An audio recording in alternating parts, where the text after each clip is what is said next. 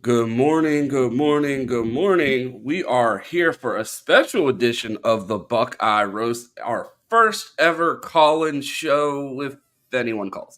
But I am here with my guy, Q Charles, apparently. What's going on? Nickname. It's too early for nicknames. But What's it's good? not too early for shades inside. It's 5 a.m. The sun ain't even up. I look And you crazy. inside. Like you I, are my you are eyes the are anti-sun right now. my eyes are red. I was just like, nah. I'm just gonna throw some shades on and look a lot less crazy. It's like when you're not Smoking that photogenic. dust at 5 in the morning, bro. Got your eyes looking like Hunter Biden. I barely slept. That's why. Yeah, that's the key. If you're not a good picture taker, just throw some shades on. It'll look so much better. You won't look crazy at all. I'll keep that in mind. I will keep that in mind, man. The Buckeyes play football in one day. I dropped the hype trailer yesterday. If you missed that, make sure you check that out. A big FU to the guy that commented on it and said it sucks. It does not suck. Don't listen to that guy. Make sure you check it out. But yeah, man, the Buckeyes play football in one day, Q. How are you dealing with the excitement? Because I'm off work and I don't know what the hell I'm going to do with myself the rest of the day with football a day away. I know you're rolling your eyes because you're going back to sleep. I know exactly what to do with my I'm turning this off after we're done. I'm going to bed and I'm waking up, and it's the start of a 4 day. Oh my God, people, you don't understand. They got their money's worth out of me this week. So I am I am getting my money's worth off of my paycheck this weekend. Well, I know you didn't watch football last night, but college Ah, football was played. And before box score boy Q starts lying to you guys, I know for a damn fact he did not watch football because I worked late. And my definition of working late is later than Q because I'm 3 hours ahead of him. We got technically off we work work around at the the same same time. time. We got off at the same time, but I worked 3 hours later than Q. But Uh, when I called Q to talk about today's show, I was actually watching the Colorado game as my day wrapped up at work. Q, any thoughts from the box score? I have plenty of before we get there. I got that in the notes, man. People think I ain't watching. I got it all. Before we get to that, let me see. I know Scotty wasn't first. He gonna lie. Shout out to my guy Isaiah. Any thoughts First from in the the first in the chat. Appreciate you coming through again. If you are first, you'll give a shout out. But he's been bothering me all week. He just texted me again. Shout out to my co-host Corono in the chat over at Minor League Films. God damn it. He's bothered me all week. So shout out to him. Go and check us out for movie reviews, all that good stuff over there at Minor League Films. Thank you. Can you please shut up and stop texting me now? All right, we're back. So, everybody, we are live on Twitter as well. So, if you're over there, go ahead and like and retweet that video. The call in link is up. So, if you want to pop in there, just go ahead and pop in and feel free. We're going to run through some pre show. Then I'm going to ask Ron some questions and feel free to hop in. If you got questions, comments, concerns, all that good stuff, yeah, go ahead and jump in with us. Ron, did I miss anything in pre show before I jump into it? I don't think so. All right. Mike is good. Everything's good. All right, let's do this. Okay. So, first order of business, I have the top 10 collectives in college football. So, Ron, I'm going to read you this list and you tell me if they got it right. Chad, this is for you too. So, this is how they rank the top collectives in college football. Number one is Ohio State. Number two is Tennessee. Number three is Texas. Number four is Oregon. Number five is Miami. Number six is Ole Miss. Number seven is Florida State. Number eight is Nebraska. Louisville is nine. And Missouri is 10. So, Ron, did they get that right? I mean, aside from including the 1870 with Ohio State's, I would assume, yeah. I think Ohio State has the best NIL in the country, but 1870 has nothing to do with it. So, aside from them being included in the list, yeah, I think they got it right. Spire down at Tennessee, they just took David Sanders from us, Nico Iamaleava. They had Carnell Tate almost in the bag there. There's a lot of there's a lot of good things going on with Tennessee's NIL. Can I hear three through five again? Yeah. So, three is Texas. Four is Oregon. Five is Miami. Six is Ole Miss. Seven is Florida State. 8 is Nebraska, 9 is Louisville, 10 is Missouri. So up next is Texas, Oregon, and Miami. Yeah, man. I think they hit the nail on the head there, and it shows you, I mean, what Texas is dealing with, what Ohio State's dealing with. Everybody cries about Phil Knight money, but I mean, there's clearly more money longer than Nike. He's not the only school with a billionaire. So it's good to see Ohio State at the top of the list, especially when you hear a lot of people crying that we miss kids because of money. I mean, I would say going forward in the future, it feels like Ohio State is going to be up there near the top, if not at the top. I feel like there's a lot of recency bias. It just what happened over the portal just a month ago. So we talk about the top collectives. I mean, I don't see how Georgia is not in here somewhere. Solid. They damn near finished with the number one class every year. Have never had an NIL problem. Alabama and what they've done over the years, literally setting records for the point score and on 247 year in, year out. How are they not up here is a little bit crazy. So I think those two got to factor in there. Miami, they I don't see how they're not number one because they're buying everybody. they over there just throw all kinds of money out. Shout out to Gmo. So yeah, but for the most part, some surprises in here. Like Louisville, not really heard of them. Nebraska, I haven't really heard of them too much on the trail. Missouri's done well with their offensive line, but I don't know. Chat, let me know what y'all think, but I'd say it's a little bit of recency bias in here. Any thoughts on that? Yeah, I want to get your thoughts on, do you think that this completely eliminates the Buckeyes excuse anytime they miss out on a recruit? Someone just post the on-3 graphic like, don't talk to me about money.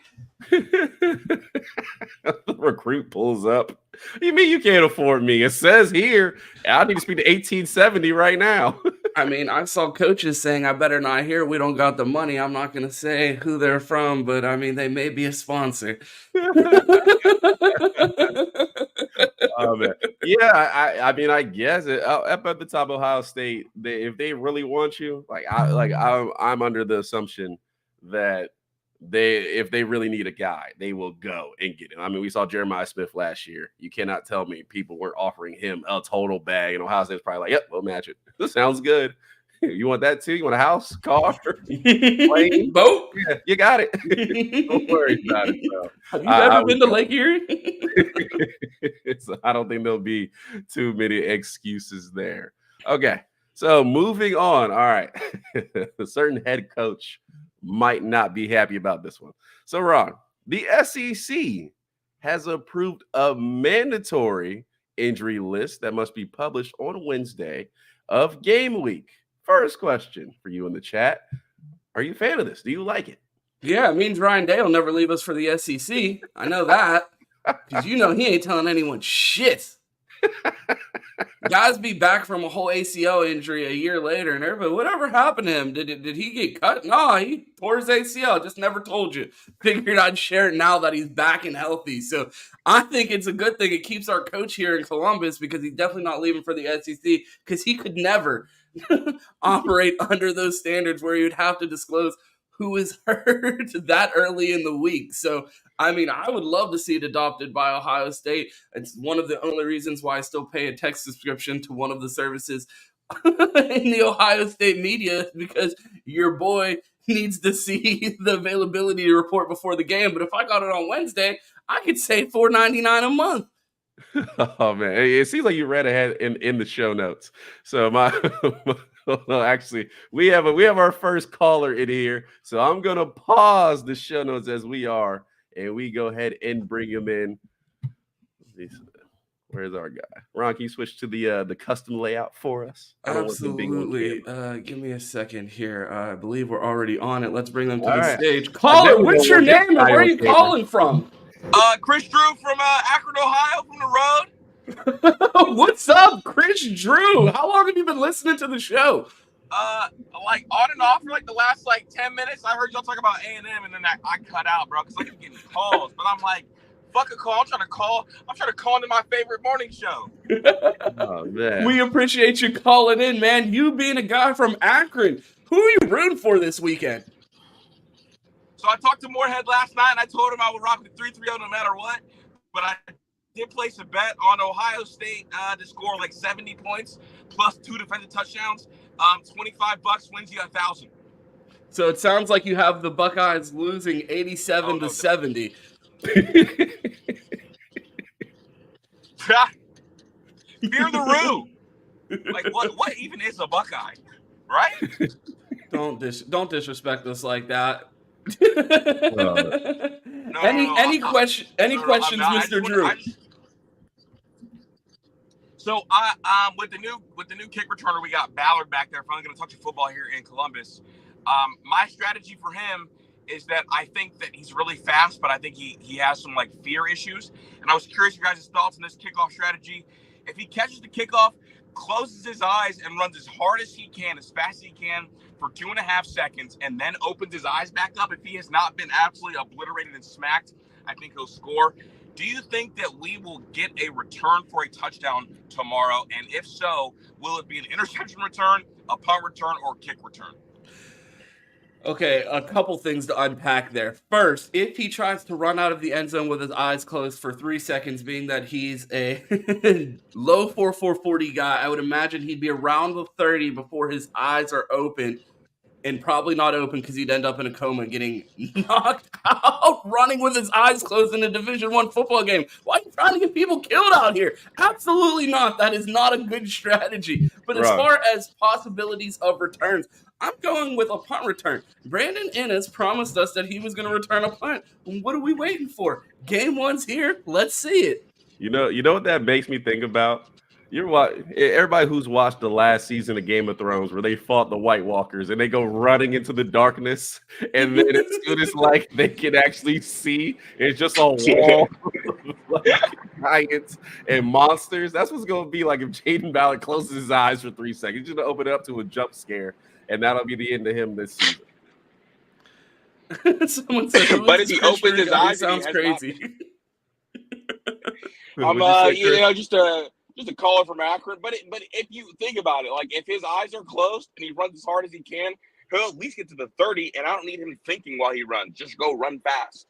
Honestly, under mixed clock, he might break the sound barrier if he just closes his eyes and runs as fast as he can and just go off the Richter scale. If that is the scale to measure, that's not the right scale.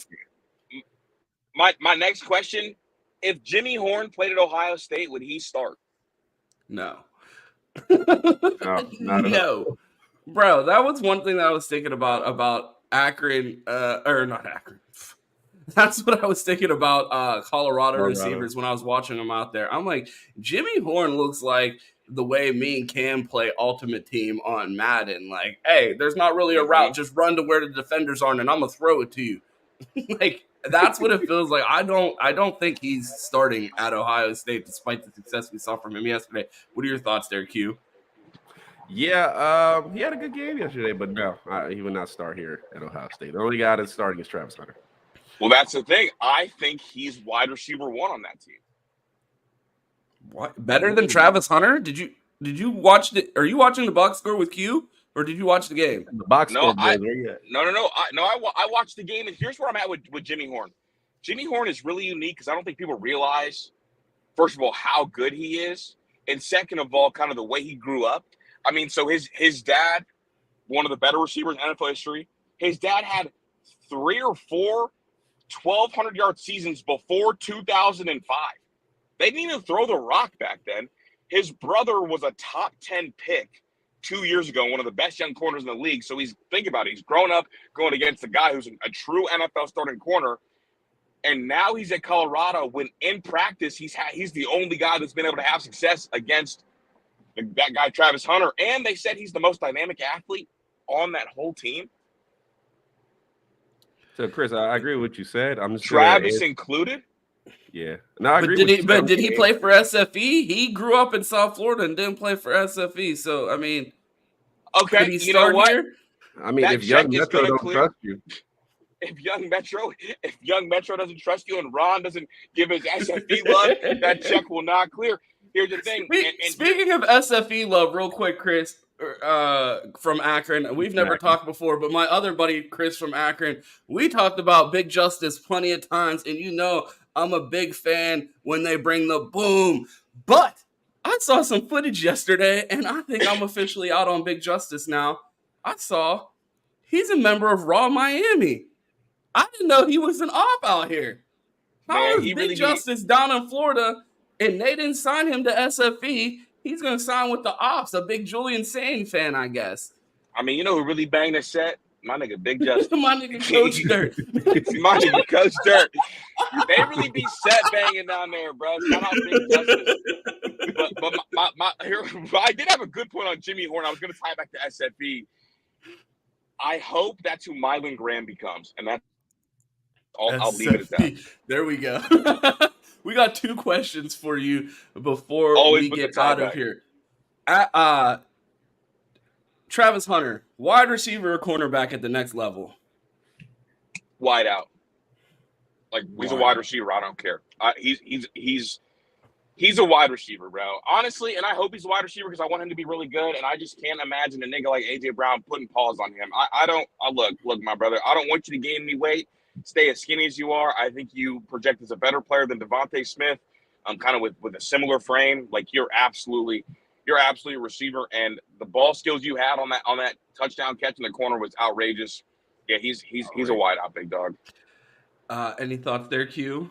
Yeah, no, that catch last night, well, probably one of the best for early in the season. I mean, someone's gonna have some crazy one-hander by week 2, but for right now, that was a great catch. I like him at receiver. I do think he can play both ways in the NFL. Bold statement, but I think he will.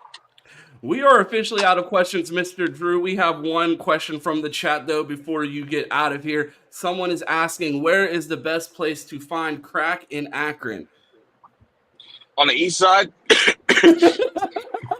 There you Right have on the it, east man. side. Yeah. They got flavors out there, too. Not the flavored crack vapes. Yeah, bro. So they got I think they're dropping that red raspberry over the weekend. Okay. Yeah. If the Buckeyes win, make sure you get that pull up on Akron and you pull up and grab that crack. On the That east side. raspberry. East side. On Yeah. the east side. Someone said Chris's house. That's crazy. There's no No, way. He doesn't sound like he's strapping.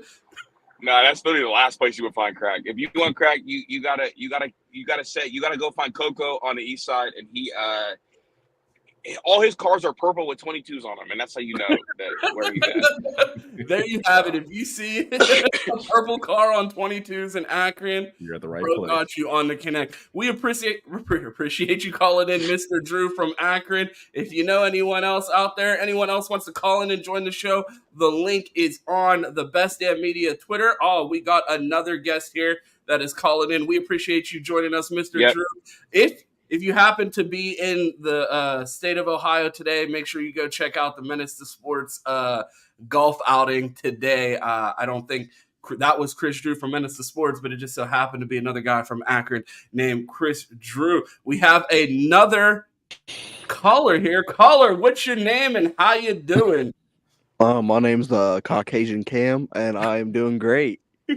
Caucasian Cam, a guy that we know from our favorite website, Only Cams. How you doing, man? I'm doing great. Do you have a question for the show this morning? What do you guys? What's one thing you guys see in this Akron game from Ryan, or want to see from Ryan as a head coach that you've never seen, or probably haven't seen him do in a very long time? I can lead off with this one.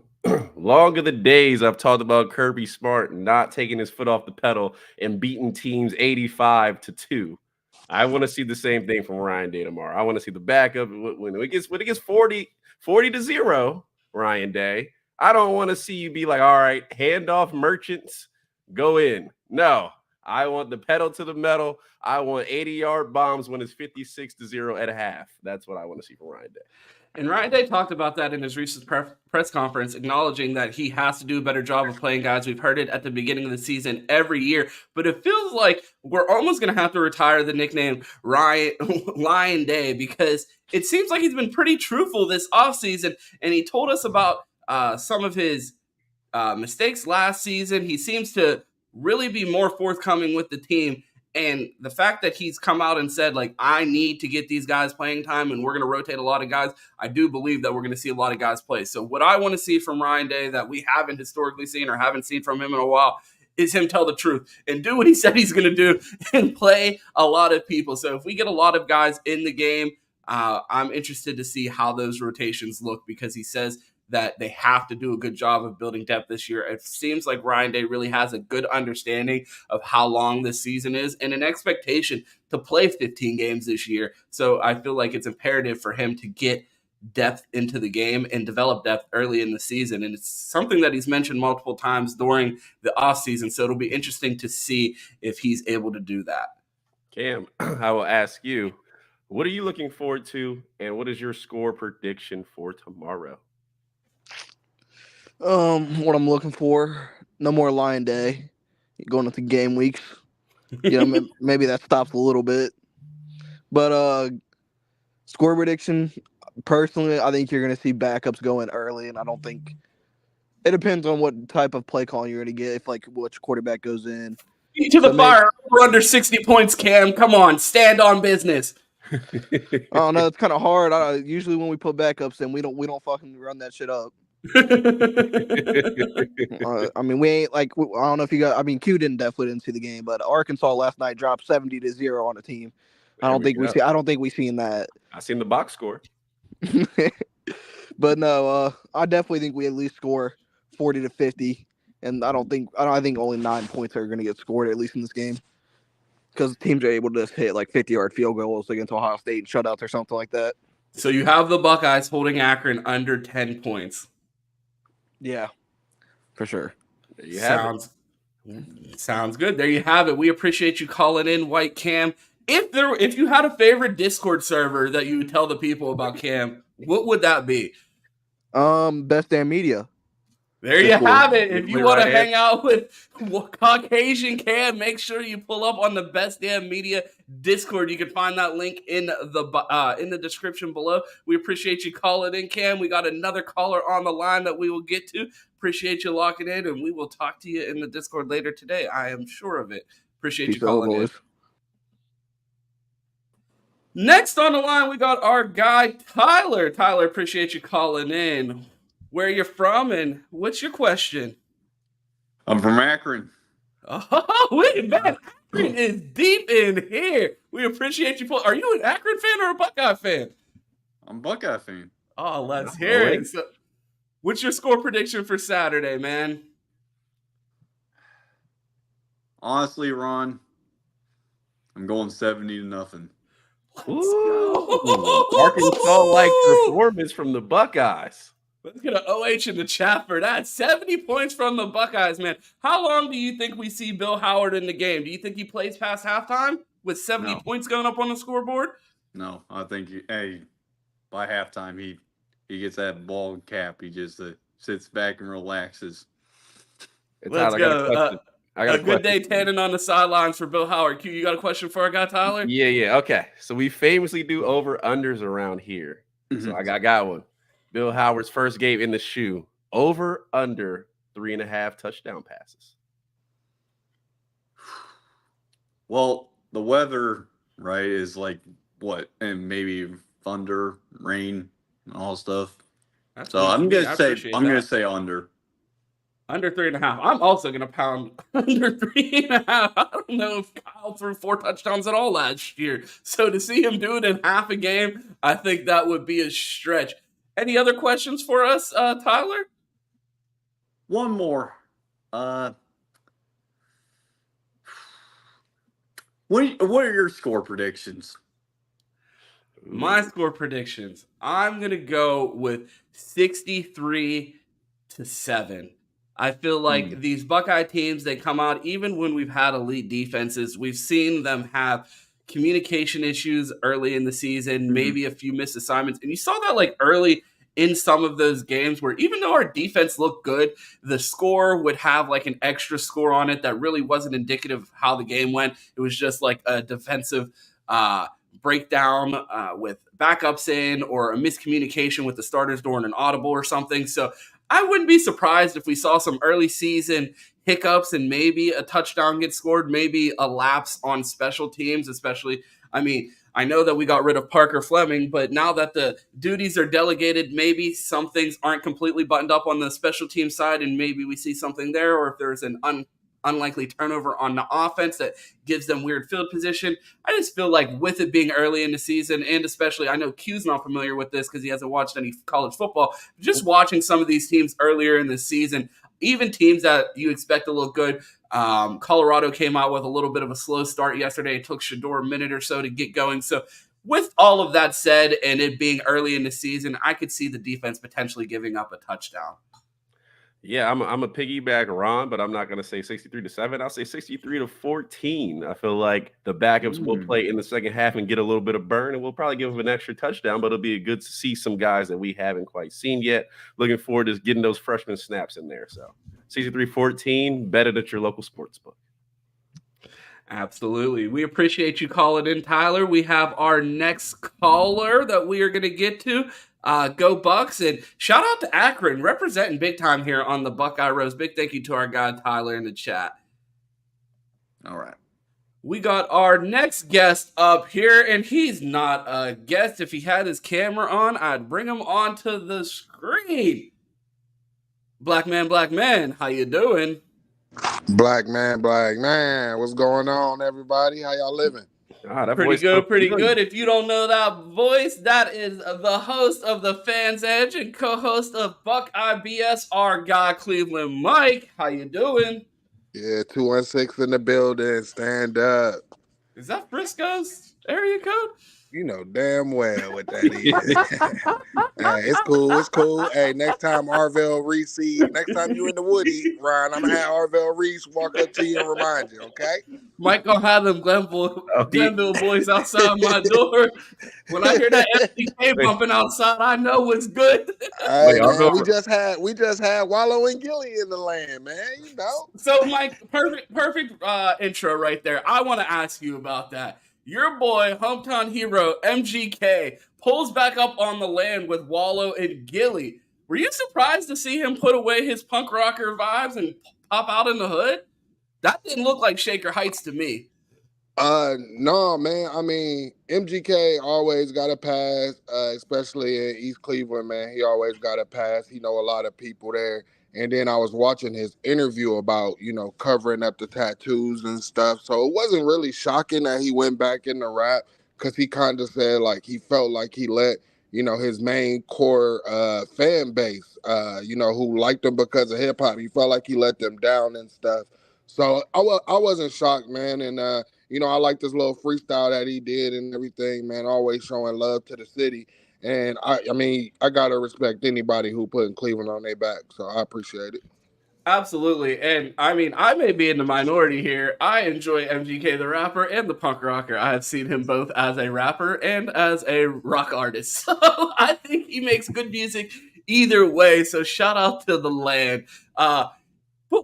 Football game to play tomorrow. Not necessarily us. I'm going to be on camera with a hat on in my pajamas. But the Buckeyes play a football game. What are your thoughts, man? What are you thinking going into this game against Coach Moorhead, who absolutely destroyed the Buckeyes last time he made an appearance in the shoe? Well, I'm so happy, man. I feel like a kid. It's Christmas Eve, and I get to unwrap my presents tomorrow, man. That's how I'm feeling. But, going up against the Akron Zips, they're rebuilding a lot. So I'm expecting the Buckeyes go out there, handle business, and we get to see what these young bulls are made, or what they are made about. So, which young player are you most excited to see play tomorrow? It could be a sophomore, it could be a freshman, someone that we haven't seen a lot of, but you think they're going to get their opportunity tomorrow. And maybe not even a big opportunity, but someone we may see tomorrow that we haven't seen a lot of. CJ Hicks, man. Obviously we haven't seen a lot of him, and when we did, a lot of the fan base was talking down on him. I want to see him go out there and look like the 5-star that he's supposed to be. And everybody's been itching. You got our guy Q told everybody buy more stock in Arvell Reese. Hopefully, we get to see him out there in actual defensive game reps. But, just knowing how this staff is, normally they basically just saying he's a special teams guy, right? But I really hope that we get to see him on defense at the linebacker position. Cleveland Mike, I have a question for you. We have an over-under. So Arvell Reese, over-under 1.5 Heisman this season. Heisman's Yeah, over under 1.5. Under. Do you not So he know? wins the Just knows Heisman. Thank you, Cleveland Mike. That's one Heisman if you go under. So it's settled. So you have it here first. Mike is predicting one Heisman for Arvo Reese this season. Hell no. That's the right answer. Cleveland Mike, thank you, sir. You've made my day. Okay, I got one more for you. And I was gonna ask Ron this later, but Mr. Mike, who scores the first touchdown tomorrow?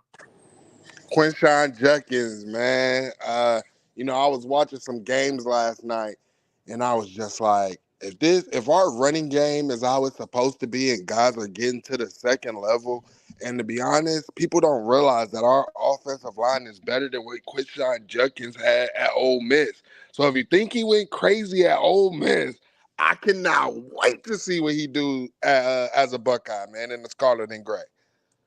There you go. You heard it here first. Bet Arvo Reese over one Heisman. Bet Quinshon Judkins scored the first touchdown tomorrow.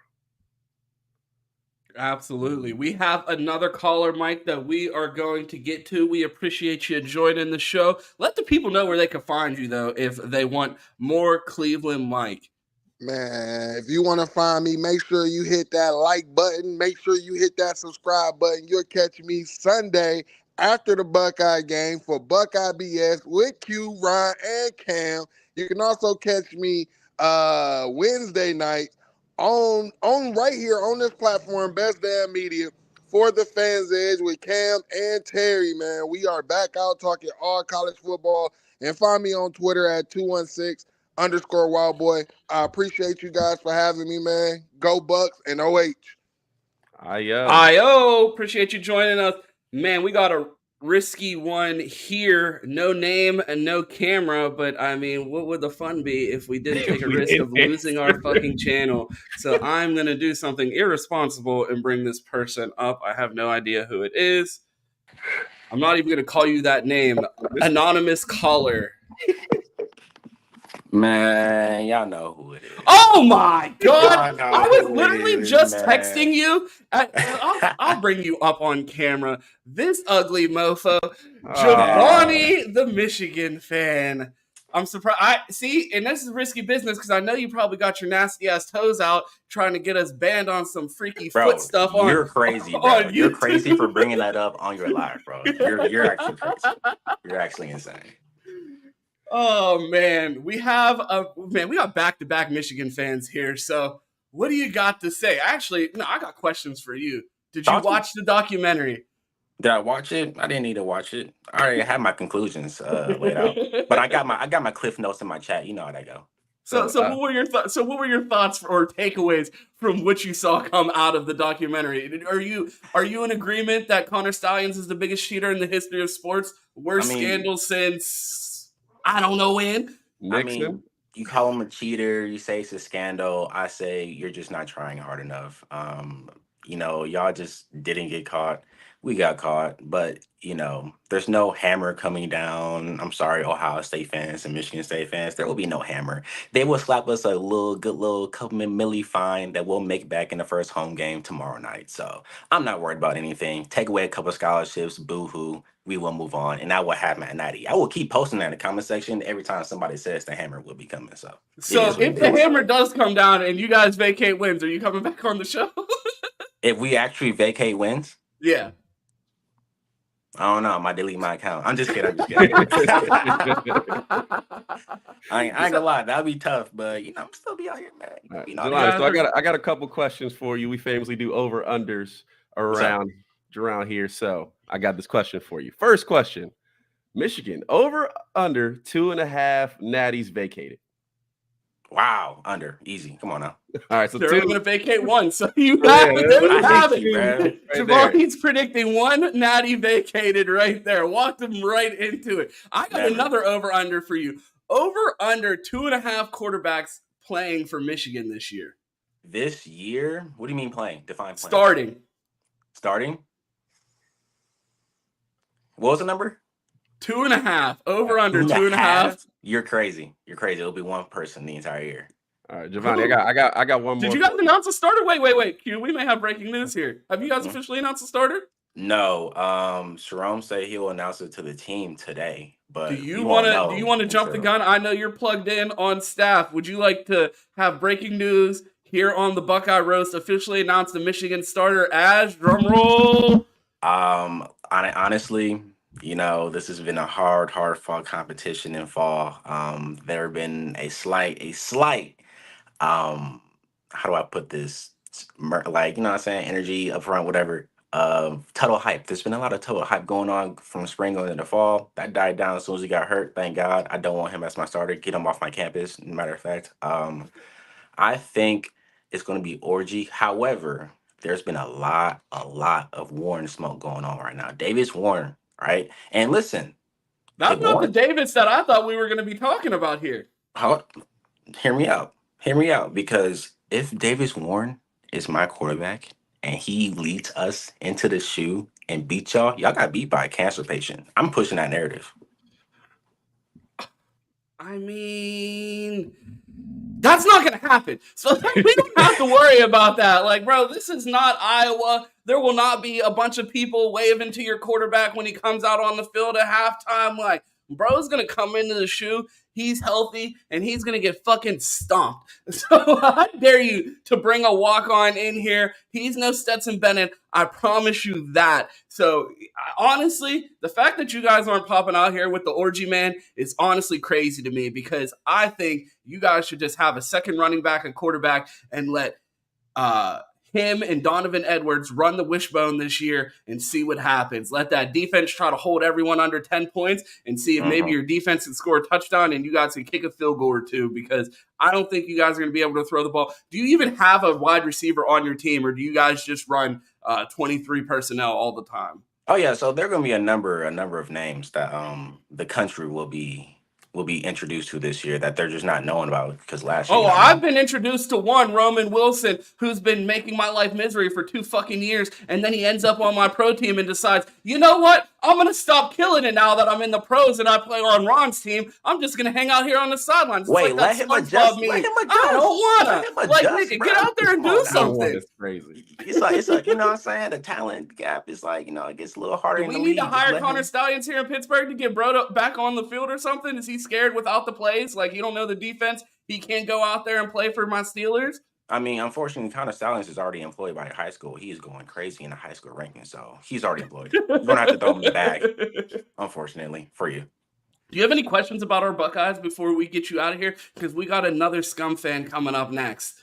Honestly, my questions, confidently, what do you expect Will Howard's completion percentage rates to be this year for y'all to be successful?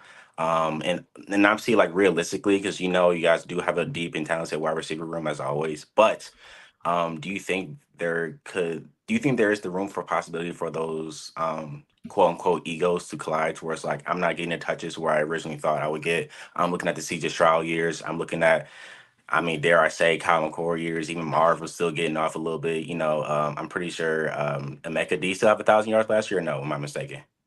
I don't believe Emeka did not. He only had 550. He was hurt at 1 point last year. Okay. But regardless, though, do you think that could be an issue, though, with you guys possibly running the ball more than last year?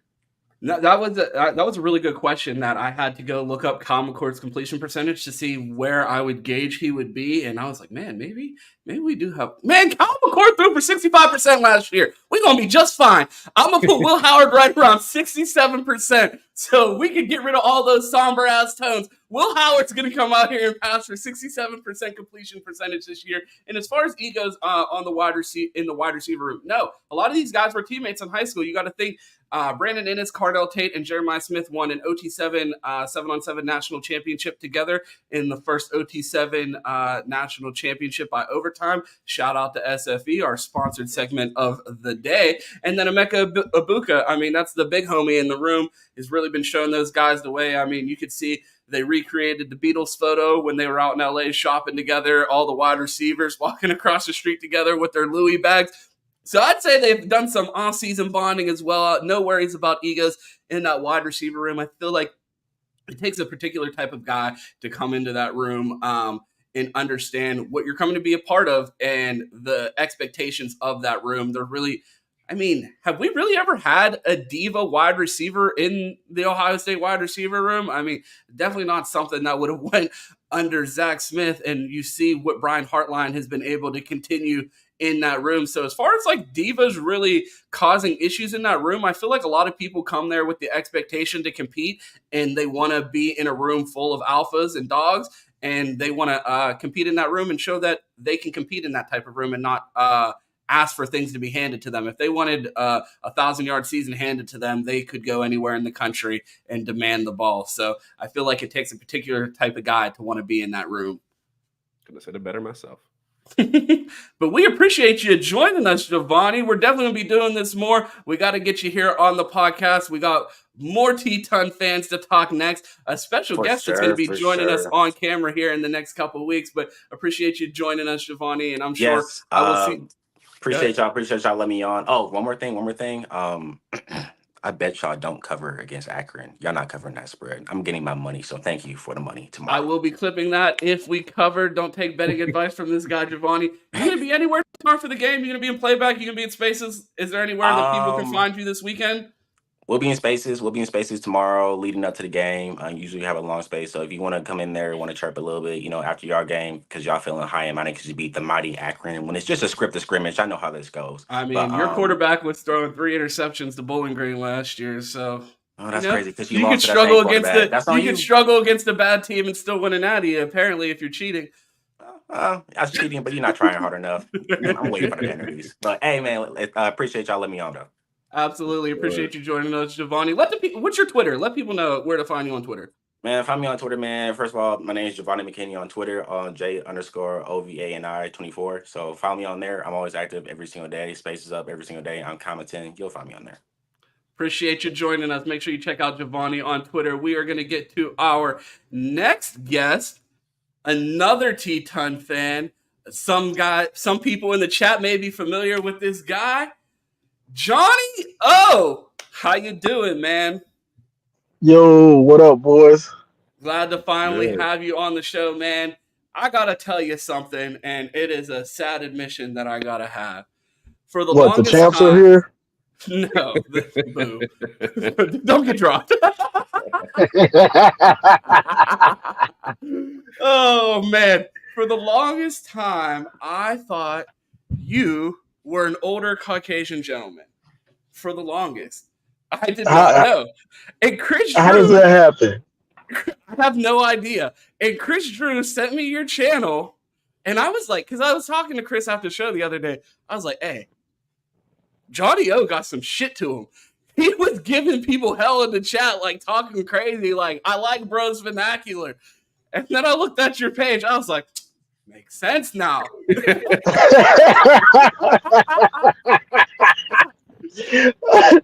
Had you confused, like something ain't had not. I was like, hey, Johnny wants all the smoke, and he talking a little crazy. Like, I was not aware that Johnny was with the shits.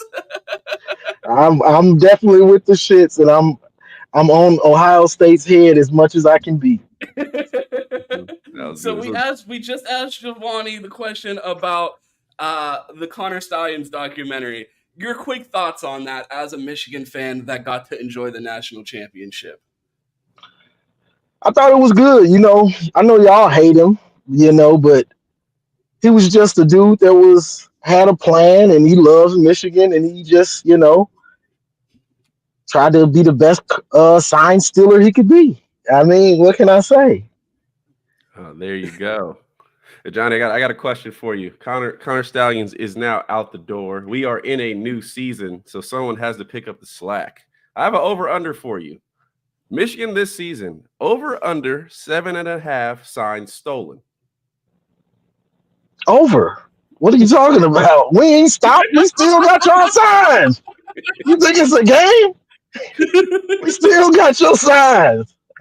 I hope at this point that they've changed their signs, because clearly Michigan has had them for 3 years, and that's the only reason why they beat us, right?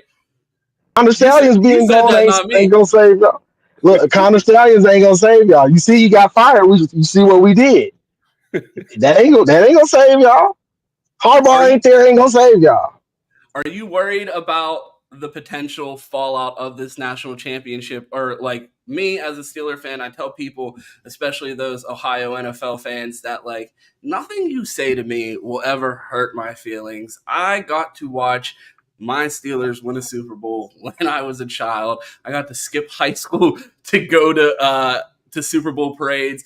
We won one when I was in college, like of drinking age. So like I've got to enjoy my championship glory. You have yours. Could they take it away? Do you need to see anything else? If there's any punishment, if some sort of fallout makes Michigan terrible for the next 5 to 10 years, was it all worth it? Definitely. For me, I can't speak for every fan. For me, it was worth it. It was worth it, definitely. If I'm they going to tell you. vacate, Go if ahead. they take it or something, y'all will have your ammunition to talk y'all trash at us. But as far as me as a person, I'm happy. I almost thought about like I don't even need to make videos anymore. Like I'm happy. He said, I can retire the channel. I don't even need to celebrate after the win. My life is complete. For real. All right, John. Let me ask you. Michigan plays. What do you want to see from them going into this week and coming out to see the famous Texas Longhorns next week? What do you want to see from the team coming out tomorrow?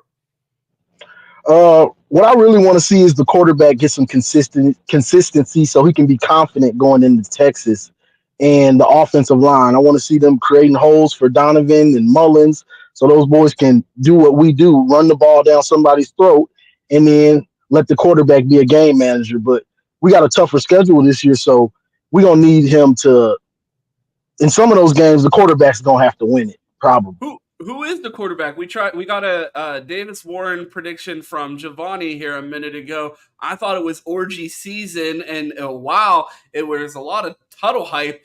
And Davis Warren comes out of nowhere. What are your thoughts on this quarterback battle? And he brought up Davis Warren. I was like, that's not the Davis I thought we were going to talk about. You guys got Jaden Davis. At one point, I was told that they thought maybe this might be a mail it in type of year, and they just use this as a developmental year for Jaden Davis, and it doesn't even sound like he's sniffing the top 3 in your depth chart right now. So Jaden Davis's family, they want him to be redshirted. So he was kind of off the table. But with how loaded the defense is, you don't want to just give up a year. So we thought it was going to be Orgy. Orgy's been kind of leading most of the time, but they say in the last couple of weeks that Davis Warren has been lights out. So I'm hearing that Davis Warren might be the starter, but if he is, Orgy's still going to play because he's just so dynamic. You got to give him some plays. How many quarterbacks do you think take meaningful snaps in that Texas game? At least 2. At least those top 2, Davis Warren and Orgy. If it's a blowout, then another one. Probably 3 or 4. Been one of the few teams that have been moderately successful with the 2 quarterback system. I mean, the famous football saying, if you have 2 quarterbacks, you have none. Sounds like you guys potentially have 3 or 4. Do you have faith in this staff and in your system to be able to handle that type of rotation at the most meaningful position on the field? Honestly, I don't care for it.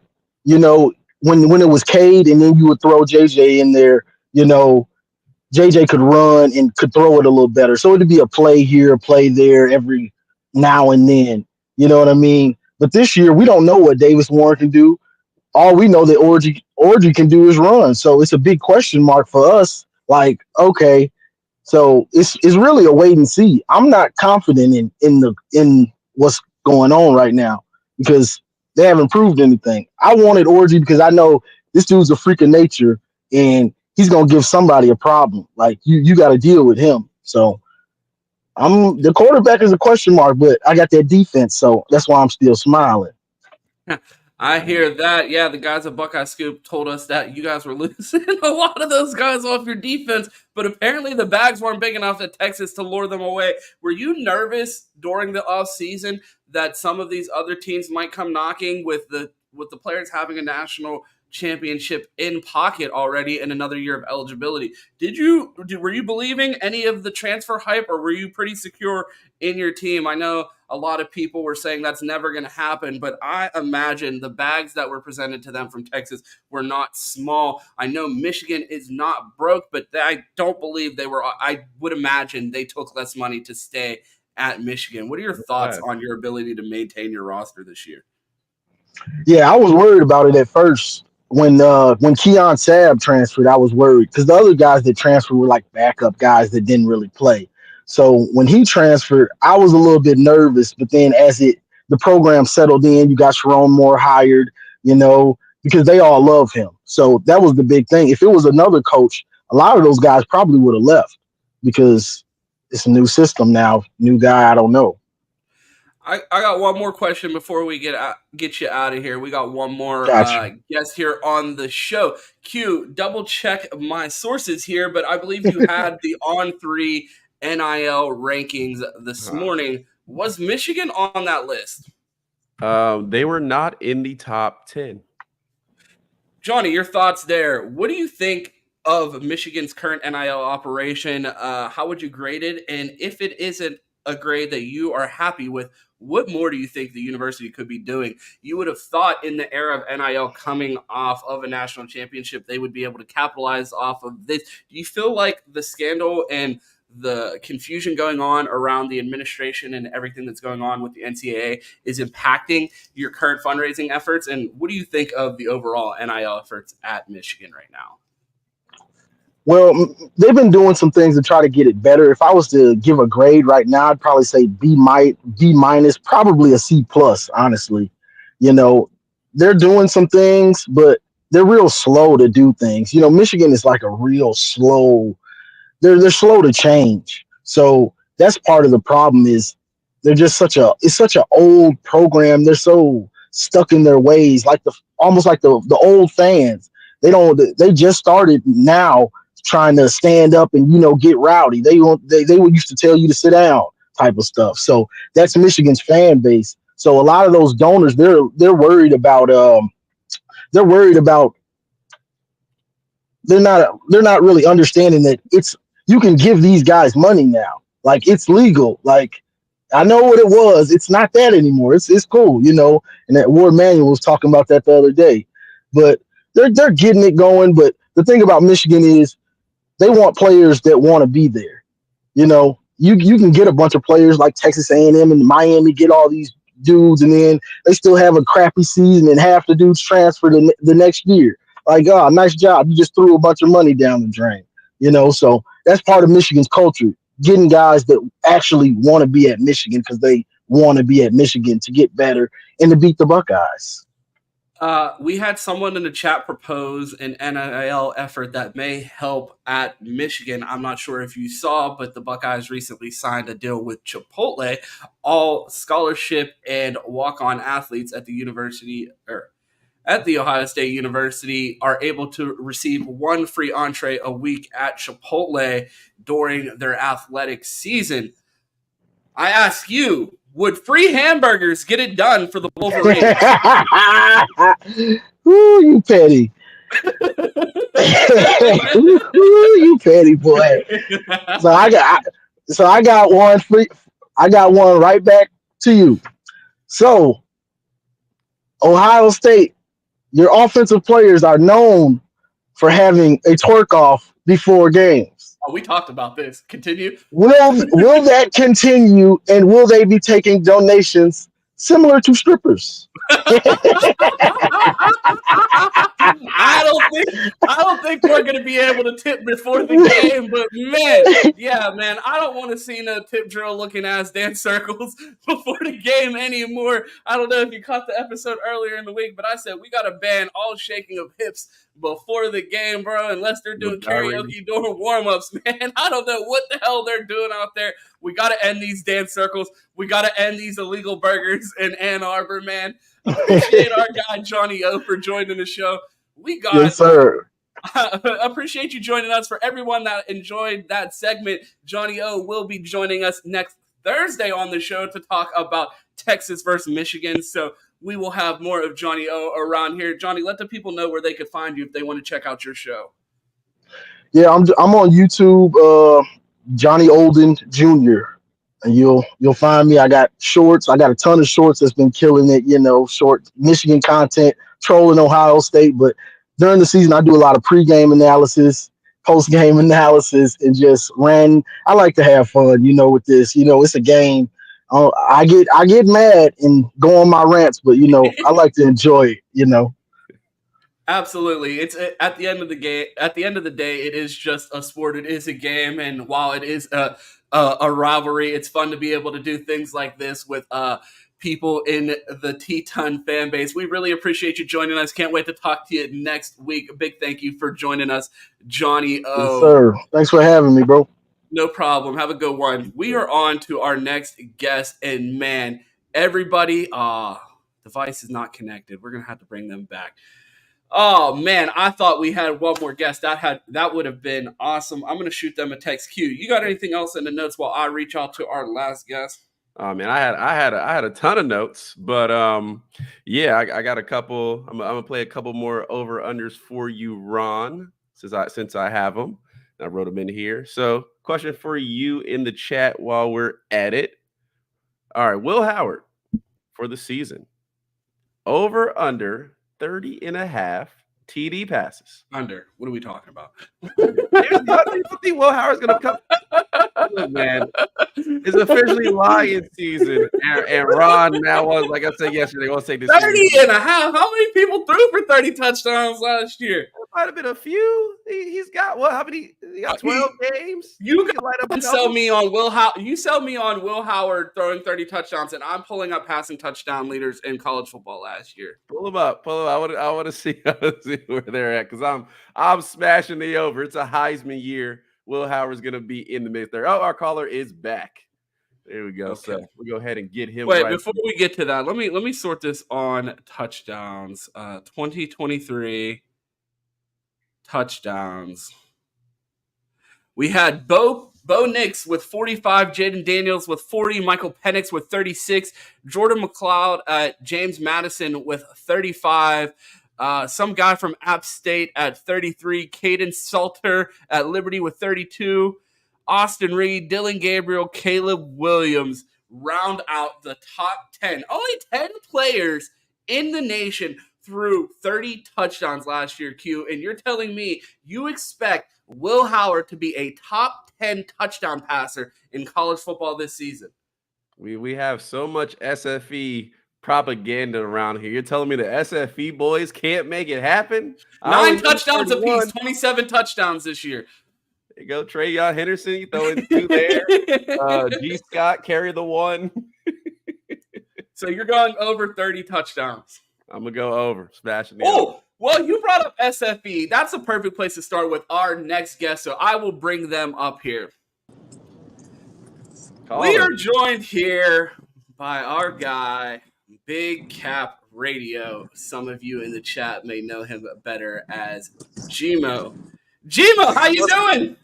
What's going on, guys? What's going on, man? First and foremost, I want to hold up my allegiance with Wolverine Kings, because he was talking real crazy, that last caller, in regards to Miami, and talking about how Miami is only getting recruits and don't do really well. Mario don't even have a first recruiting cycle class, graduating class, so tell him to fall back. This is his 3rd year. This is our year. All right, you heard that Miami propaganda. We were just talking, speaking of propaganda, we were just talking about SFE. You have a pair of SFE wide receivers on your roster.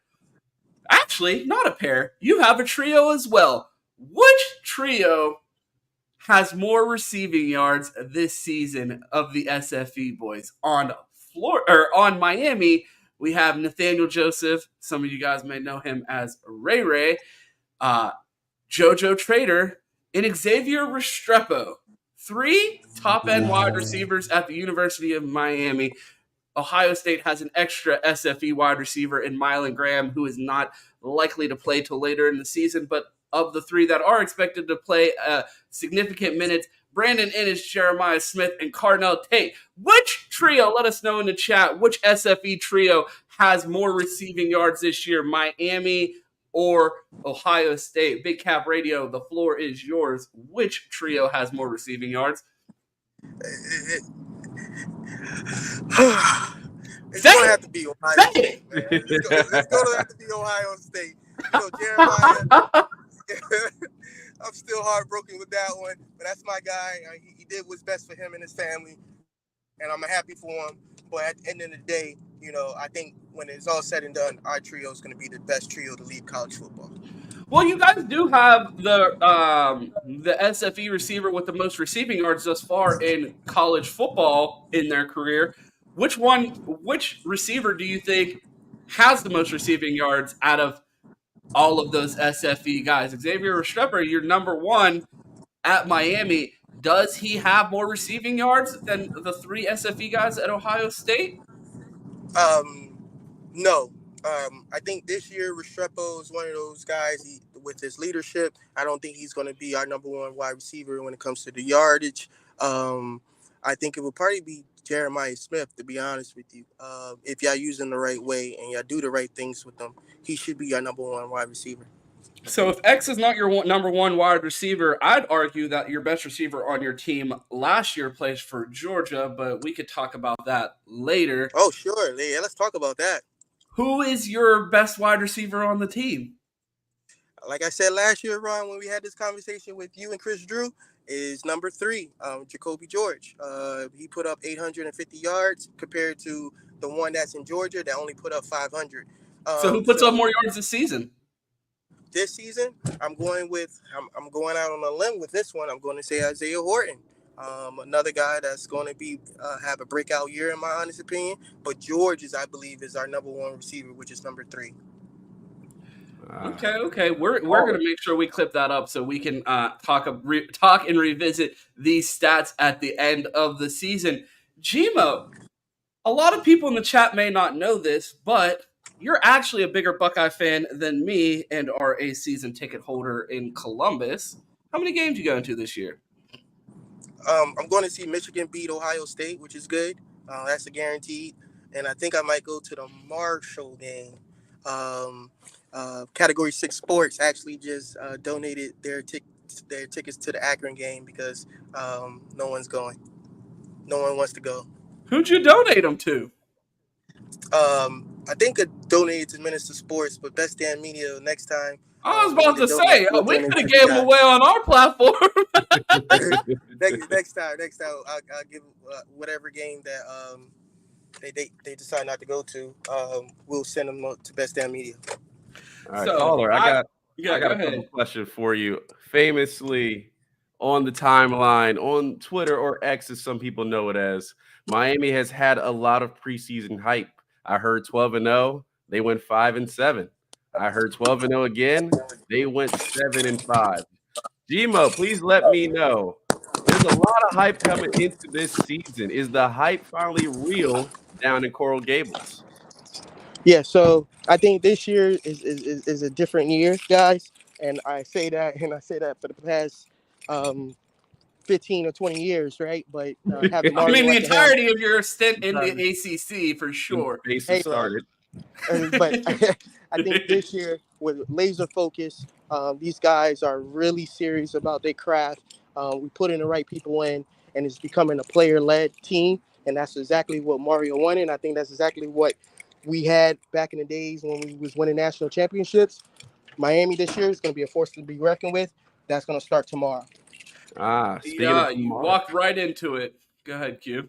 Oh, yeah. Speaking of tomorrow, you play the famous Florida Gators.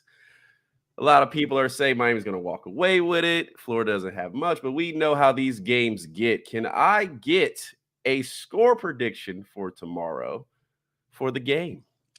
Wait, let me get my screen recording out. Okay, go ahead. Get your screen recording out. Let me repeat myself. What will be the score of Miami versus the Florida Gators tomorrow? So, me personally, I look at it as 34-17 Miami. I think Miami's going to have an explosive offense that you're going to see. I think our defense is going to be one of the best in the country. It's actually going to be better than Ohio State. Y'all will see what I'm talking about. And it's going to be biting because our D-line is better than you guys' D-line. Can you name your back seven for us real quick? Yeah. Well, we got Kiko, our linebackers. He's elite. He should be ACC All-American. We got Wesley Bassink coming back. We got Jaden Harris. We got Mish Powell that came from Washington. We have Jashard Richards, who I think is our best corner in my honest opinion. Even though many would say Darryl Porter Jr. I think we have a great team. And our D line it starts off in the trenches. Ohio State know nothing about that. We got the trenches. AQ, you know what they say on the Kai streams. Somebody smell like shit. We had a D lineman named Ruben Bain that had more sacks put together than JTT as well as Jack Sawyer in the regular season. All right, so Gmo, how many conference championships did that win you guys last year? We got 5 natties. Oh, okay. So how many in the last 3 decades? We got 5 natties. So question for you. Give me a player to watch on Miami's roster for tomorrow versus Florida. JoJo Trader, SFE superstar. Make sure you keep an eye out for him. SFE, if you didn't hear that. I think it would be Sam Brown. Okay, what do you expect from him tomorrow? I feel like a big day from him. I think he's gonna put people on notice about his speed, and I see him having at least a touchdown. All right, I got one more for you. Okay, Punk famously put in the chat a close score. He did have Florida winning, but I'm gonna switch it up just for the sake of this question. Miami is up 34-30. There is 45 seconds on the clock, and they are at the 50. Does Mario kneel the ball if that is the circumstance tomorrow, or does he run it? That's a great question. With our time management coach that Mario just hired, or he mentioned that he hired, I think we're in a better position to be kneeling the ball. Okay, and I'm going to have a what if for you. If he does not kneel the ball, they fumble, and Florida goes down and scores. What is going to be the rant tomorrow after the game? Basically, if they lose tomorrow, I have the NIL package set up. Once Category Sports collapses, I'm hiring Big Homie and 50, and that show's coming over to this channel. So if they lose, once Gmo goes into hiding, bro, we got the bag for Category 6 Sports, and once they all become free agents because the channel goes missing. Ron, Category 6 will be grand opening, grand closing, and that happens. All right, Gmo, real one. I got an over-under for you. I got to give you one. Over-under 5.5 Gmo rants on Spaces this season. I got under this year. They don't call me Big Cap Radio for nothing. That is absolute cap. I got one more question for you, Gmo. It's been awesome having a day off of work. We didn't have to wrap the show early. They should give those to me more often. But a question for you, Gmo. How many wins this year from Miami, and do you guys finally catch Pitt in ACC championships, despite them joining the conference 10 years after you? Yeah, well, which is fine because they don't have more natties than us. I think we gotta check that real quick, but go ahead. Minimum of 10 wins this year. Mario understands the dynamic of what we have. You see what Shedeur Sanders did yesterday. I expect the same from Cam Ward. In my honest opinion, people is going to realize why Ohio State made the biggest mistake of their lives, and then y'all going to be fired. Y'all going to be calling for Ryan Day's head for picking Will Howard over Cam Ward. Pitt claims 9 national championships. So yeah, anything before segregation doesn't count. We was playing ball in the North.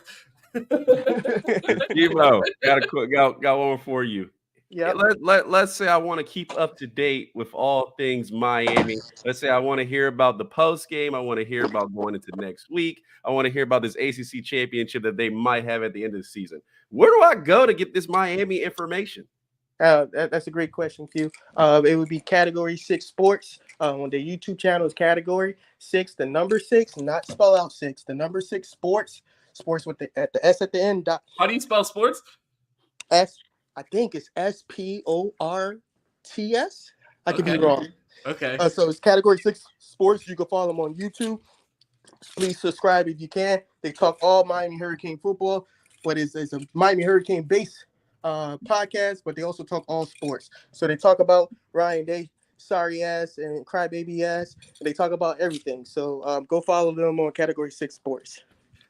Absolutely. Make sure that you're checking out Category Sports. I can promise you there will be no better place to be on the internet tomorrow than wherever they are if they lose. I'm probably going to be insufferable if they win. I'm not sure if you want to if you want to subject yourself to that, but if they lose, go find them. We appreciate you joining us, Big Cap. It's always a good time talking ball with you on here. I know you are a fan favorite in the chat. Glad to see that the chat was able to beat you in here today, but we appreciate you always showing love to the channel despite being a South Florida op. Thank you, and thank you guys, and great show today. Appreciate it, man. Thank you for joining us.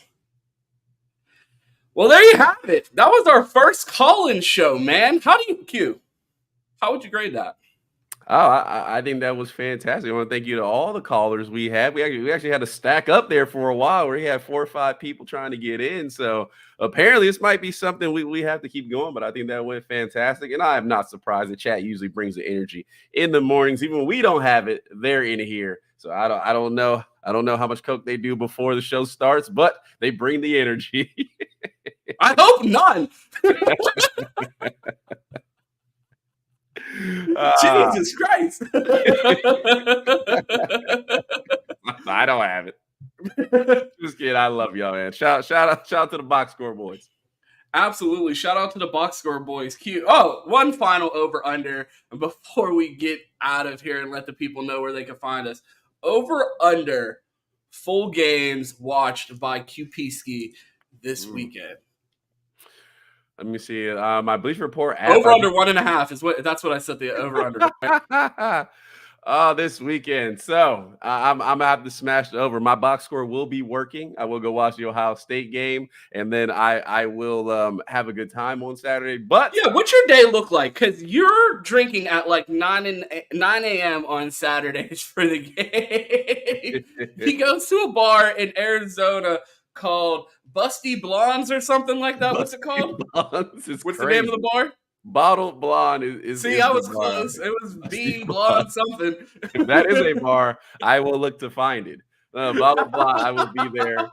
I guess probably around 9 tomorrow morning. So I would suggest I start drinking around 9. I got to definitely get something going for the game, and I will see what the environment's like. Maybe we get some pre-game interviews there, post-game interviews. So I'll do some scoping out and see what we can do later. We got a big budget production going on tomorrow on Menace to Sports. If you're not familiar and you're new to the channel, Chris Drew and I do a 2-hour pregame show on Menace to Sports called the Best Damn College Football Pregame Show at 10 a.m. on Saturdays. So if you don't have anything going on before the game, make sure that you lock in with us. We're going to have street interviews, guests, all kinds of things going on over there. So it's absolutely the best way to spend your mornings on a college football Saturday.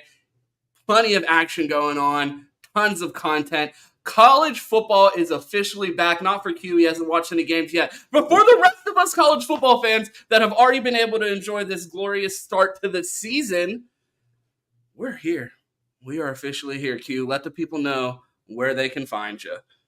Man, I'm not hard to find. When I'm not checking box scores, I will be City Boy Quitting on Twitter. Oh, living up to every bit of that name in these streets. City Boy Quitting on Twitter. I am Flynet Johnson on both Instagram and TikTok. And if you are in the movies and that is your sort of thing, come over to Minor League Films, both on YouTube and TikTok. So movie reviews, comic reviews, all that stuff goes up every day. Ron.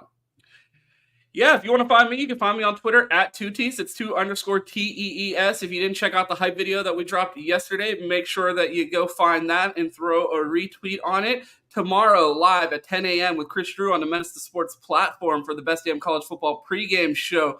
Post-game in the Bleacher Report app. We are back on Bleacher Report. You can catch us an action-packed day of Ron and Chris Drew tomorrow. We will be on the post-game show in the Bleacher Report app, also making a quick appearance on Juck's post-game show, so make sure that you check him out there as well. And then, of course, the flagship, the gang will be all back together on Sunday, I think. I wake up. EQ wakes up. Buckeye BS, the flagship, 10 a.m. Sunday, the day after reaction to the game with me, Q, our guy Cleveland Mike, who joined us today, and Cam. So if you want to find us, you know where to find us. And, of course, weekdays here for the Buckeye Roast at 8 a.m. Q, anything else before we get out of here? Neither one of us work today. I know you're going back to bed. I'm getting on the game. You're getting the most out. Nah, man, I'm just happy. College football is back. Yeah, I'm taking me a nap and then get ready for the weekend. But yeah, man, I'm just excited. Obviously, we had some good games yesterday. I'm hoping for more this weekend, and we got games on Sunday as well. So it's got a weekend of college football. Absolutely. There's only one thing left. Go Bucks and OH. I-O. Chris hit us up. He said, why do people just assume Ohio State can win a national title every year? My answer is because they can win a national title every year.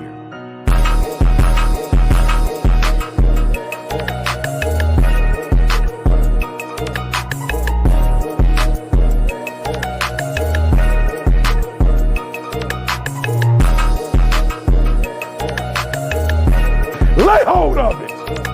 You lay hold of it. And when that thing tells you to quit, you look at it in his eye and say, I ain't going nowhere. I will break you before you break me. You will not defeat me. You will not destroy me. Some of you are so ignorant. You've been through so much hell. You gonna quit now? You should have quit 10 years ago. You should have been quit. You don't quit now. It's the 10th round. You got 2 more to go. And when you get to success, it's not about skill. When you get to a certain level of success, it's about stamina.